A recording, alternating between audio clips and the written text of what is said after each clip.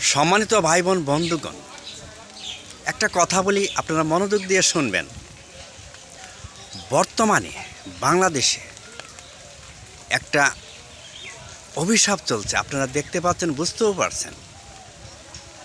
একটা গজব যাইতেছে, আপনারা হয়তো অনেকে দেখতেছেন।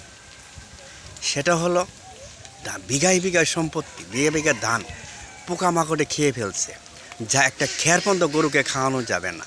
আপনারা নিশ্চয়ই বুঝতে পারছেন। আচ্ছা, আপনারা কি বিবেক বুদ্ধি খাটিয়ে একটু চিন্তা করে দেখছেন এটা কী কারণে হইতেছে? এটা আমাদের জন্য, আপনাদের জন্য, সবার জন্য। আমাদের পাপের ফসল, আমাদের গুনার ফসল।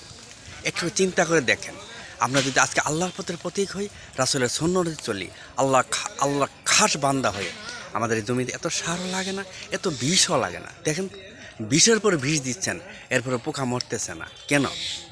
এটা আল্লাহ তাআলার গজব। আল্লাহ তাআলা আমাদেরকে হেফাজত করুন, আমাদেরকে মাফ করুন।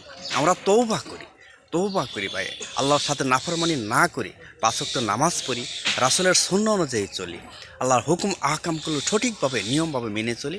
আল্লাহ তাআলা আমাদের প্রতি অনেক রহম করুন। অনেক ধন্যবাদ।